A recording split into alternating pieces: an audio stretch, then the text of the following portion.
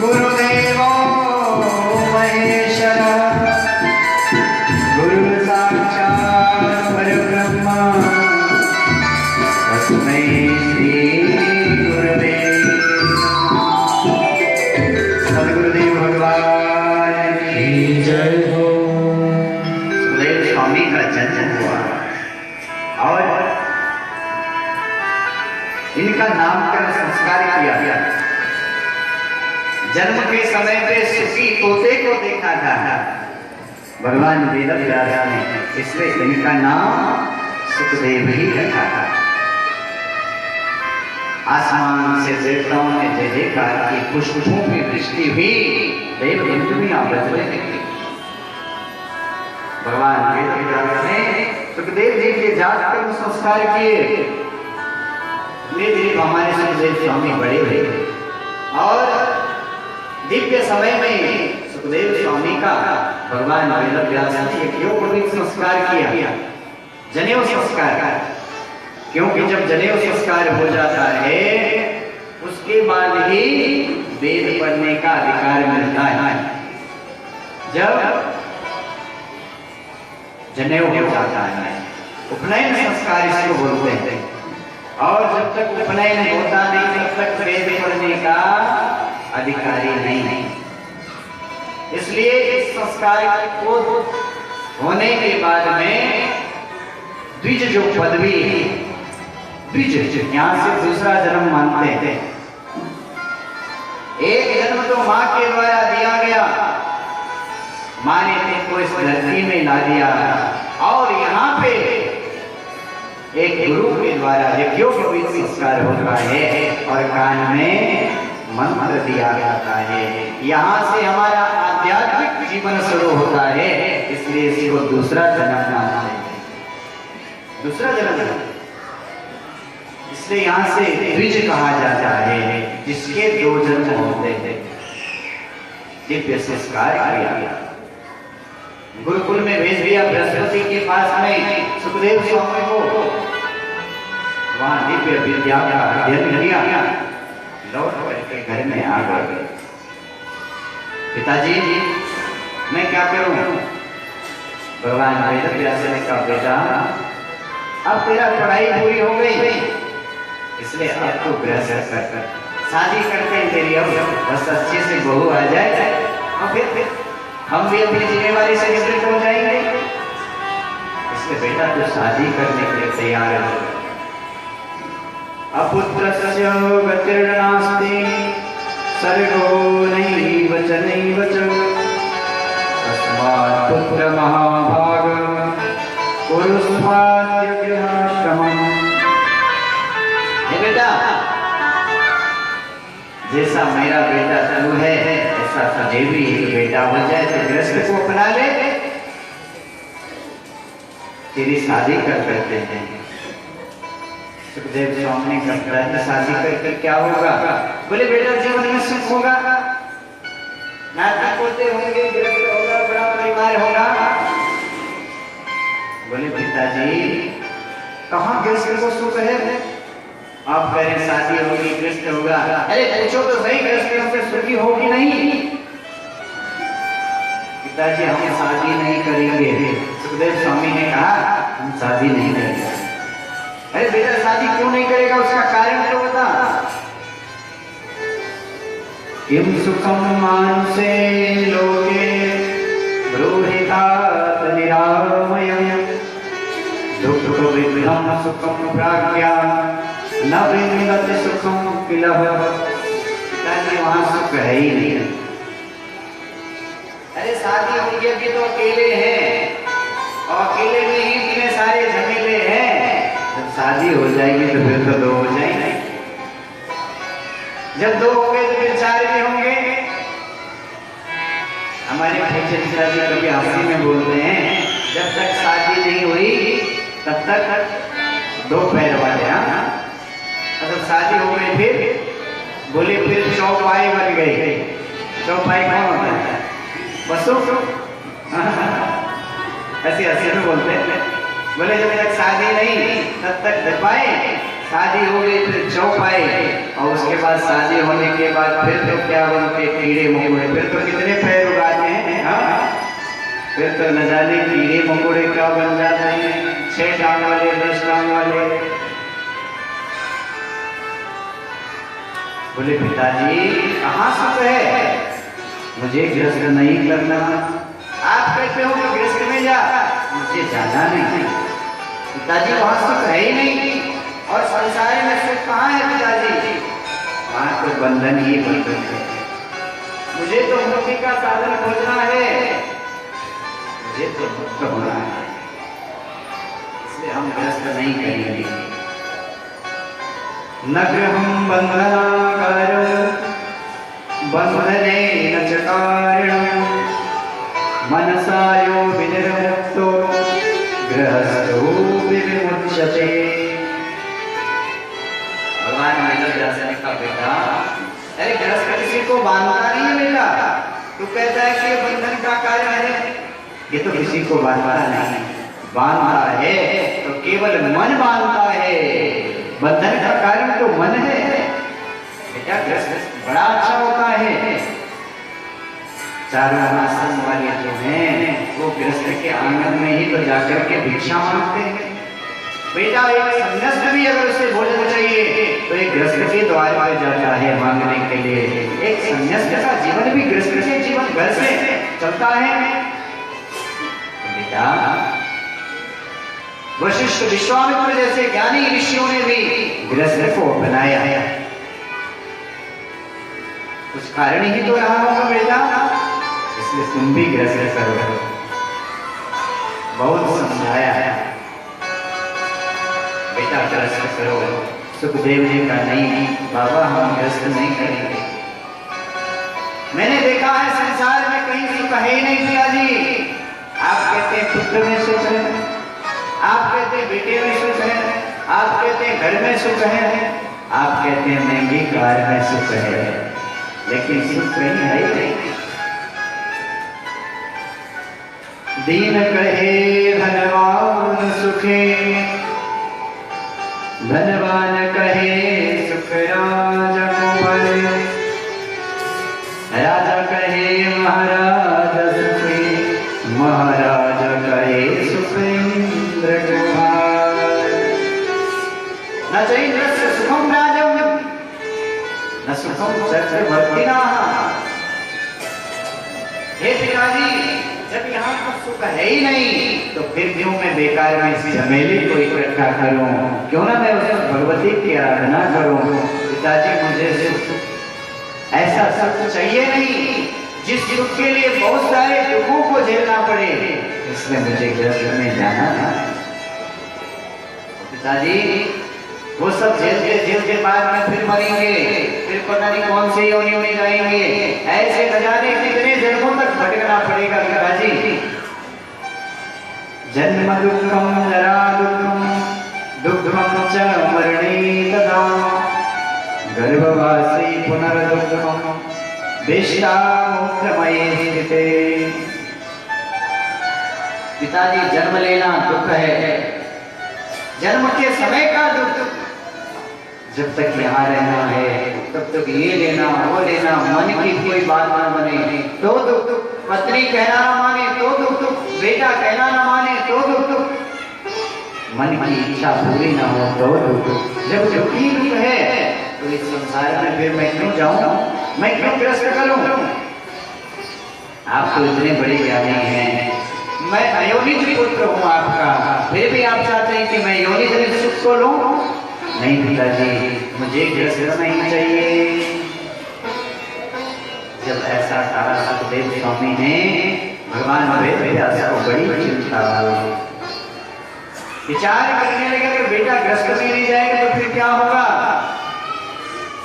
सुखदेव स्वामी मन ही मन विचार कर रहे हैं कि माया इतनी बलवती है, जिन्होंने वेदों का विस्तार किया है, जिन्होंने 18 पुराणों को बनाया है, वो भी एक बेटे में सुख देखता है। माँ भगवती की लीला बड़ी विचित्र है। अस्त्रपात करने लगे, रोने लगे भगवान वेदव्यास कि बेटा कहना नहीं मानता। सुखदेव ने कहा पिताजी आप क्यों रो रहे हैं? अरे न जाने कौन से जन्म में मैं आपका बेटा हूँ, आज आपका बेटा हूँ, इसके पहले न जाने किसका बेटा था। आप क्यों गर्दने ग्रंथि बांध रहे हो? कल मुझे किसी और का बेटा होना है। पिताजी भूख लगे तो भोजन से भूख मिटती है, बेटे से नहीं। प्यास लगती है तो जल पीने से प्यास मिटती है। आपका बेटा आपके सामने खड़ा हो जाएगा तो आपकी प्यास नहीं मिटेगी, प्यास तो जल से ही मिटेगी। पिताजी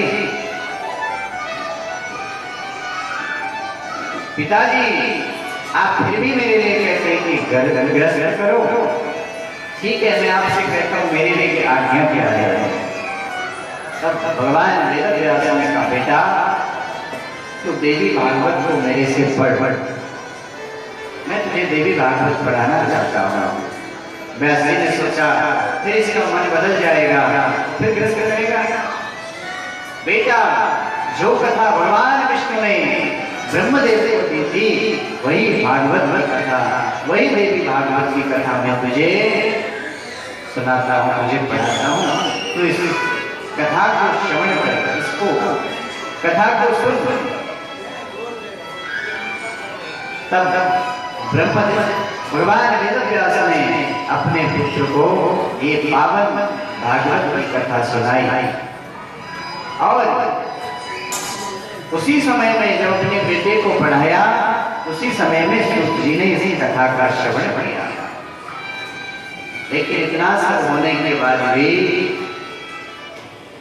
सुखदेव जी एकदम एकांत में बैठे रहते हैं, कभी भोजन करते कभी नहीं करते।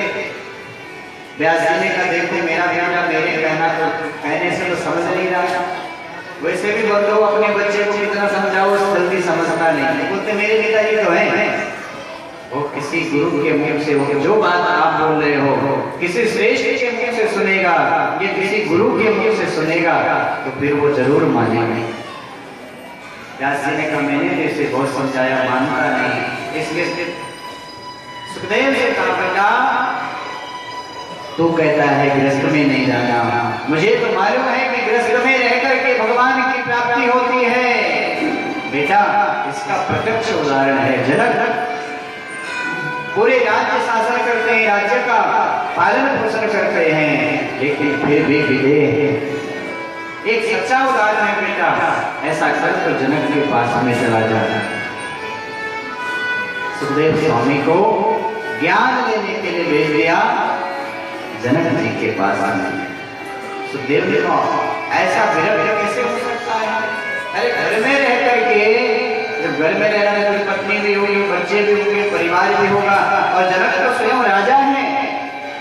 राजा है तो फिर दंड भी रखता होगा, और किसी ने मन की बात नहीं की फिर दंडा भी देता होगा।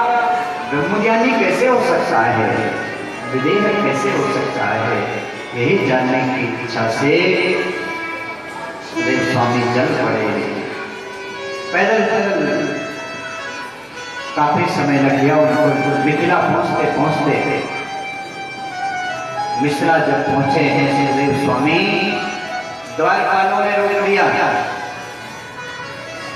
जब जाने लगे थे सुखदेव, तब भगवान वेद व्यास ने कहा बेटा तो यहाँ से तो जा रहा है, तो वापस आएगा ना? मेरा एक ही सहारा तू है बेटा, तो वापस जरूर आएगा ना? सुखदेव स्वामी ने कहा आएंगे पिताजी।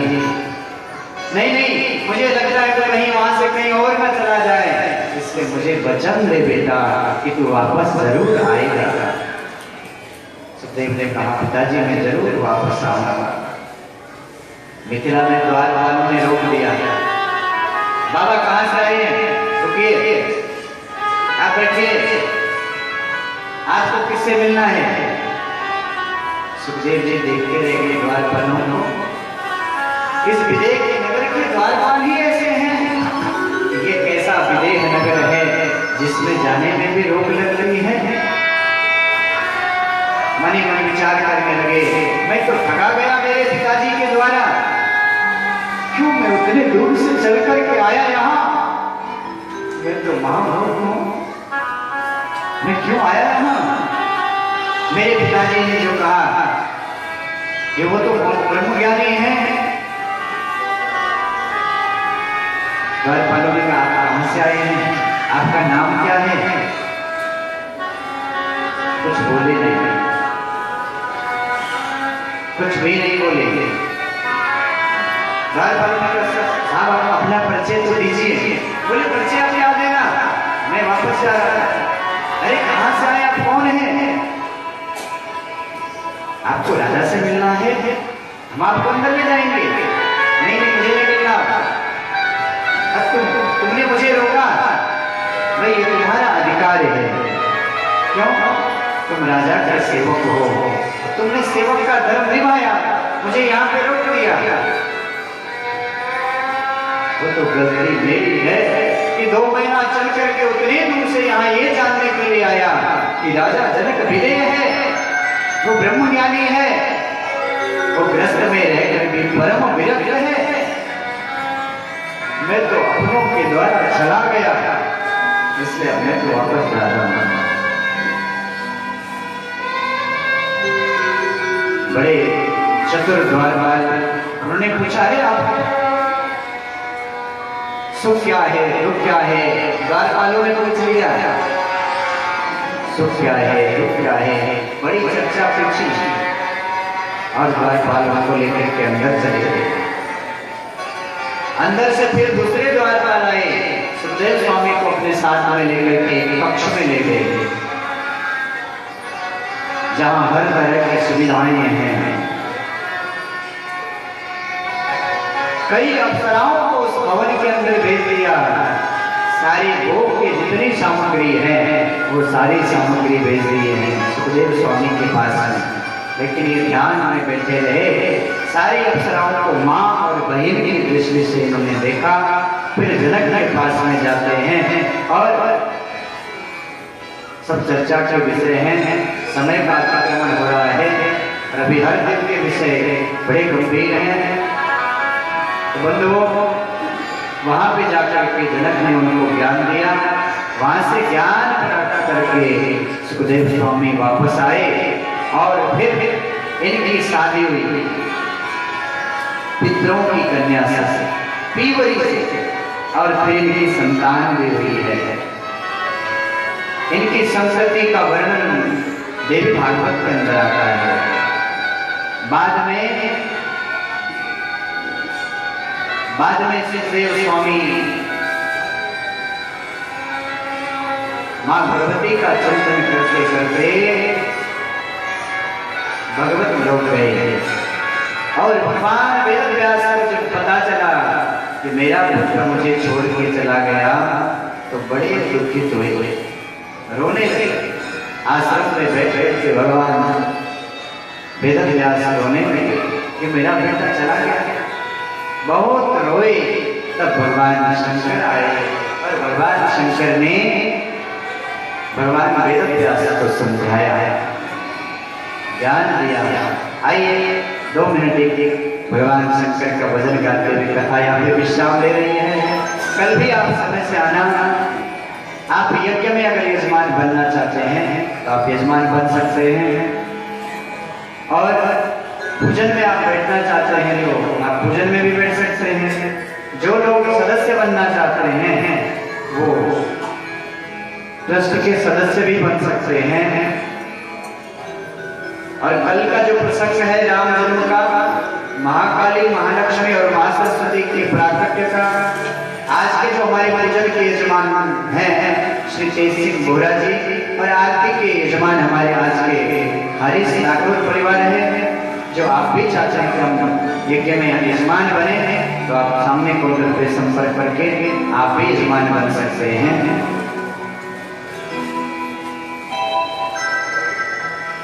जिनका कार्ड पिछले वर्ष नहीं मिला सदस्य का, वो अपना कार्ड आके ले सकते। जो रह गए थे पिछले बार कार्ड के लिए,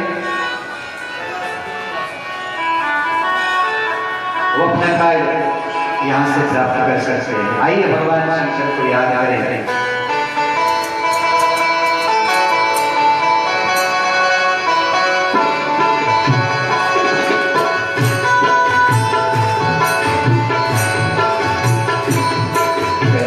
कैलाश के निवासी